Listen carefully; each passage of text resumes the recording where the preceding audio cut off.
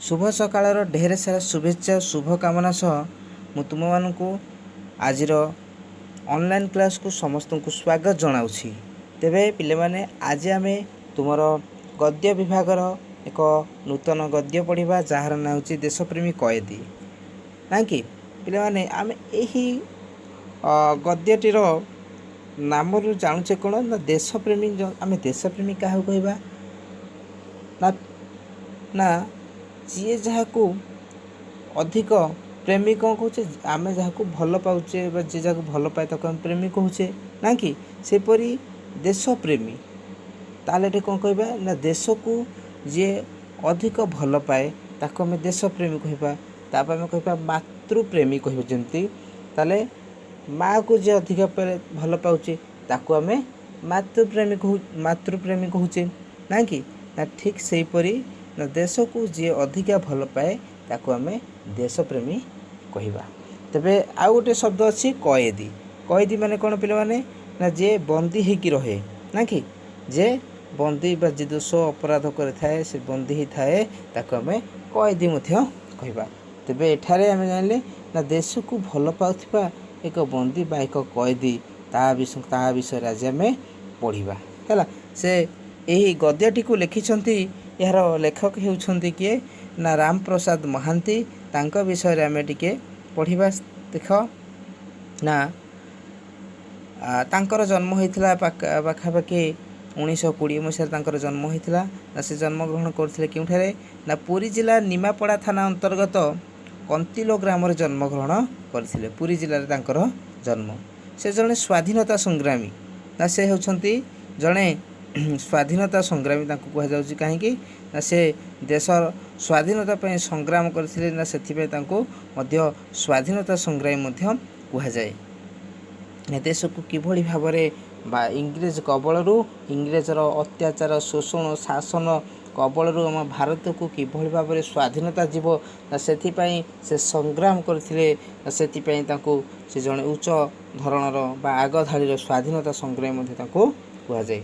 तांकर रचित शिशु साहित्य पुस्तक बजारे बजा पाई से उड़िया साहित्य एकाडेमी द्वारा कौन पुरस्कृत होते आम कहे शिशु साहित्य छोट शिशु साहित्य अर्थ छोट छोट बा कुनी कुनी पिला ऊपर आधारित केतक गल्प कहानी को आम शिशु साहित्य अंतर्गत करुचे। रचित बजारे बजा से लेखापाई से कौन करते ना उड़िया साहित्य एकाडेमी द्वारा से सम्मानित कर से अनेक दिन धरी शिशु पत्रिका मीना बजार शिशु लेखार संपादक से थे मीना बजार शिशु लेखार संपादक से थे। तापर थिला तांकर कौन लीलू आम परिवार देशप्रेमी कएदीर कहानी यही गल्पगुड़ी द्वारा रचित। तेबे तांकर अन्य गुड़ी रचना गुड़िक मध्य लीलू आम परिवार देशप्रेमी कएदी यही भली तांकर विभिन्न प्रकार रचना मान रही। तेबे पिले माने आमे यही गद्यटी को आज आम पढ़ा ना किभली भाबरे जड़े देश को सम्मान देवा देश को निज मातृ को किपरि भल पाइबा यही लेखा जरिया लेखक मनरे कौन देशप्रेमी सृष्टि करिवार उद्देश्य अच्छी। से देशप्रेमी कएदी विषय स्वाधीनता संग्राम विनायक दामोदर सावरकर मातृभूमि प्रति जो मुक्ति आंदोलन निस्वार्थपर भल पाइबा सेवा त्याग कहानी एठारे वर्णना कराई। तेबे आस आम यही गद्यटी को भल भाव पढ़ा यार सारांश बा यार सारमर्म आम जानिबा। तरंगायित नील सागर बक्षरे दोहली दोहली भासी जाउछि जहाजटी। तेबे पिले माने ना एठारे आमे एई प्रबंधटी पढ़िया पूर्व प्रथमे एठारे लेखक राम प्रसाद महांती से वर्णना करछन्ती कौन ना समुद्र बक्षरे कौन होइछि नील सागर बक्षरे तरंगर ढेउरे गोटे जहाजटीए कौन ना भासी भासिका जाउछि ना कौन प्रारंभिक एठारे आरंभरू कहगला ना एक समुद्र रे ना नील समुद्र सागर पानी रे ना तरसी तरंगरे ढेउरे गोटे जहाजटीए कौन दोहली दोहली दोहली दोहली आगक भासी भासी जाउछि। जहाजर नाम मेरिया। तो जहाजर नाम कौन पिले माने ना मेरिया जहाजटीर नाम। जहाजर एक क्षुद्र प्रकोष्ठ नीरव निश्चल होई बसी रही जड़े कैदी। तेबे आम जाचे जहाज मध्य बहुत गुड़िए रूम बा सेठारे गृह बा कोठरी थाए। से कोठरी मध्य गोटे कोठरी अच्छी जो एक छोट कोठरीटे जो नीरव और निश्चल भाव नीरव नीरव है बहुत धीर स्थिर और निश्चल माने जो कौन शब्द शब्द किसी ना सबुआड़े सुनसान यही भाया अवस्था कौन होती ना एक छोट जहाज मध्य गोटे छोट गृह जो नीरव भाव ना बसी रही जड़े कैदी।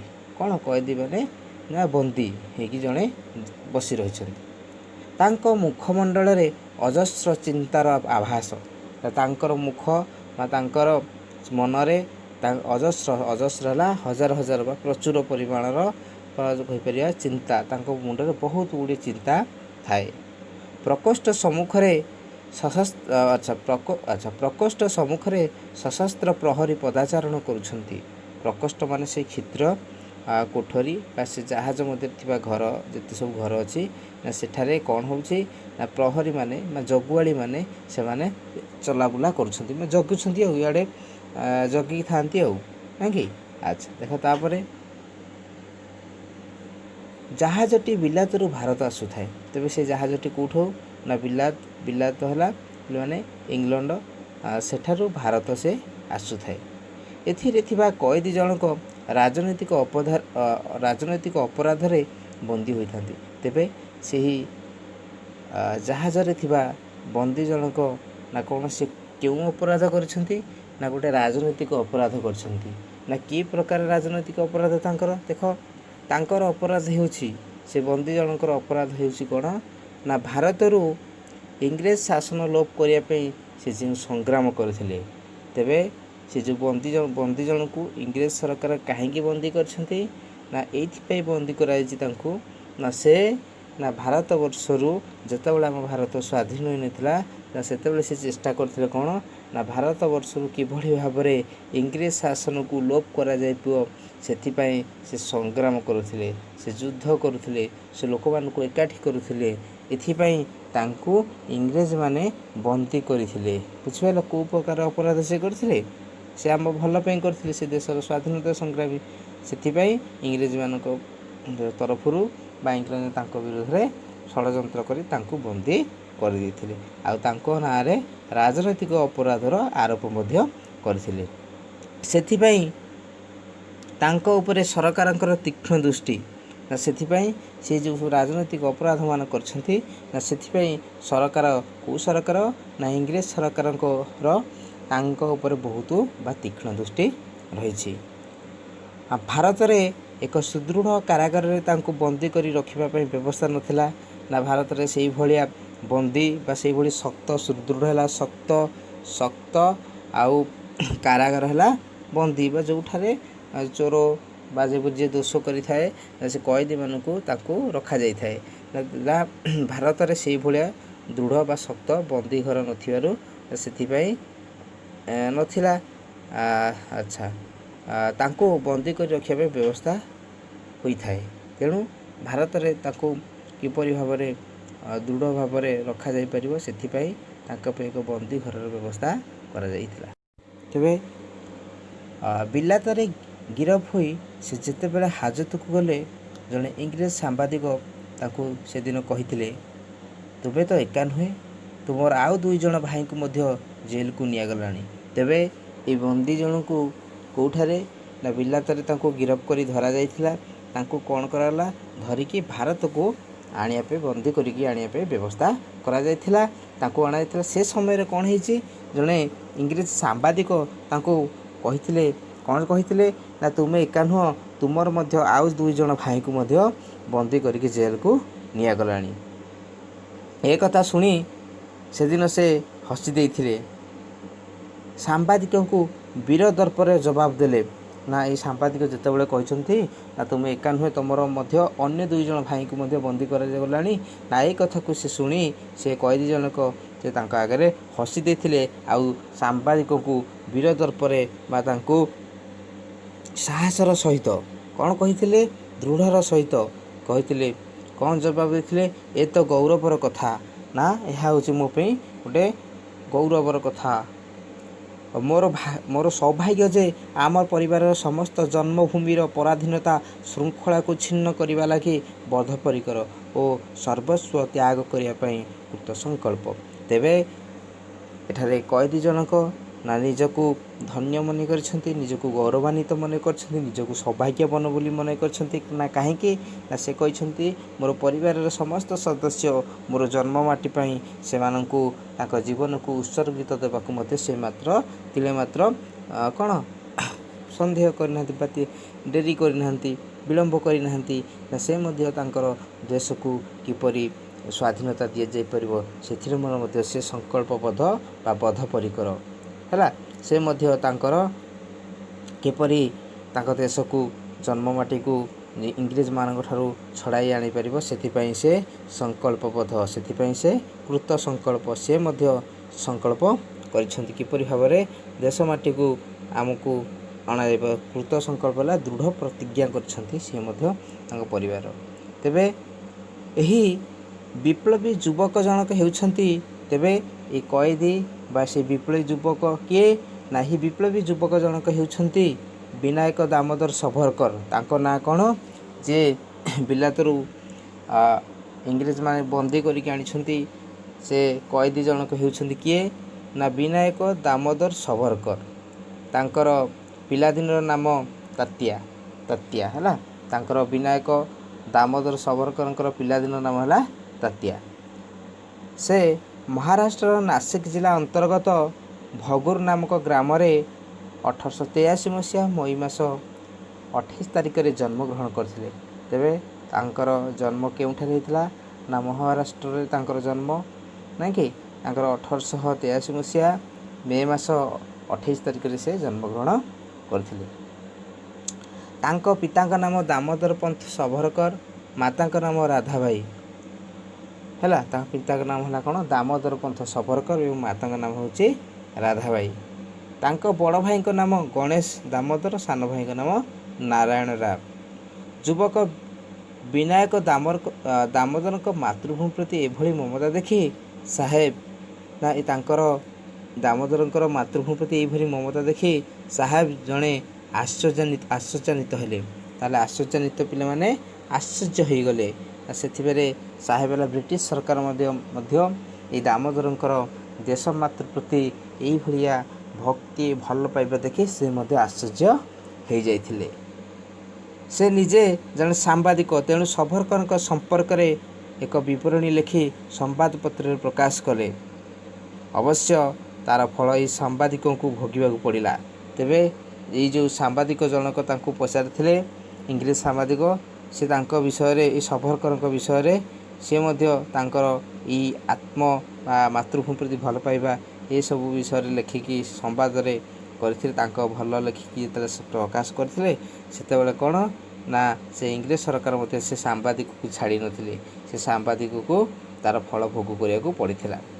सरकार क्रोधान्वित होई तांको मध्य बंदी कले और सावरकर रहुतिबा जेल को मध्य पठाइदेले। से जो सांबादिक मध्य थे तांको मध्य सरकार तांको पर रागी जाई क्रोधान्वित होला रागी जाई तांको मध्य बंदी कर दिसंती। आउ कोन कले सावरकर जो कोठरी रहुतिले बा जोठे बंदी करथिले से जेल को मध्य तांको मध्य पठाई दियाथिला। जहाज रे बसिथिबा बेले एही परि केते स्मृति सावरकर मनरे उंकी मारु थाए। जितेबाला जहाज रे बसिकी जाउछंती सावरकर से समय कौन होती ना सावरकर मनरे केते गुड़िए स्मृति केते गुड़िए अभुला कथा तांको मन को उंकी मार मन को आसु थाए। से उठी कक्ष संलग्न स्नानागार भितर गले। से समय से उठी कौन से कक्ष जो ताको जो कोठरी थिला ता सम्मुख भाषा संलग्न है ता सम्मुख भागरे गोटे स्नानागार भितर गले। स्नानागार है जोटे गाधई था स्नानागार कहुए से भितर को गले। सेठारे गोटे दर्पण एपरी भाव में लगी थाए जे भितर जी जहाँ अच्छा बाहर थिबा प्रहरी सब देखिपारे। प्रहरी माने कौन ना जो मैंने कौन करथांती पहरा दे थांती माने जगी थांती से आम प्रहरी कहवा जगुआली बा चौकीदार है तांको आम प्रहरी कहवा ना एमती भाव में गोटे दर्पण बा मिरर लगी थाए भीतर पाख पार्श्व को जमीक ଭିତରେ ଯାହା ଯିଏ ଯାହା କରୁଛି ବାହାରେ ତାକୁ ସମ୍ପୂର୍ଣ୍ଣ ଭାବରେ ଭଲରେ ଦେଖାଯାଇଥାଏ। ଆଚ୍ଛା, ବନ୍ଦୀ ଚତୁରତାର ସହିତ ନିଜକୁ ଦେହରୁ ଜାମାଟି କାଢ଼ି ଦର୍ପଣ ସାମ୍ନାରେ ଝୁଲାଇ ଦେଲେ। ତେବେ ସେ ବନ୍ଦୀ ଜଣକ କ'ଣ କଲେ? ଦାମୋଦର ସଭରକର କ'ଣ କଲେ ନା ସେ ଏକ ଚତୁରତା ସହିତ ନା ତାଙ୍କର ଜାମାକୁ କାଢ଼ି ସେ ଦର୍ପଣର ସାମ୍ନାରେ ଝୁଲାଇ ଦେଲେ। ପହରାରତ ପୁଲିସ ପକ୍ଷରେ ସେତେବେଳେ ସନ୍ଦେହର ଅବକାଶ ନଥିଲା। ସେତେବେଳେ ସେ ଯେଉଁ ପହରାରତ ମାନେ ଯେଉଁ ପୁଲିସ ମାନେ ଜଗୁଆଳି ଥିଲେ ସେମାନଙ୍କ ମନରେ କିଛି ସନ୍ଦେହଜାତ ହୋଇନଥିଲା। ହଠାତ୍ କେହି ଯେପରି ସମୁଦ୍ରକୁ ଲମ୍ଫ ଦେବାର ଶବ୍ଦ ଶୁଣାଗଲା। ସେ ସମୟରେ ହଠାତ୍ କ'ଣ ହେଇଛି ନା ସେଇ ସମୟରେ ନା ସମୁଦ୍ରକୁ କିଏ ଲମ୍ଫ ଦେବାର ବା କିଏ ଡେଇଁ ପଡ଼ିବାର ଶବ୍ଦ ସେ ତାଙ୍କ କାନକୁ ଶୁଣାଗଲା।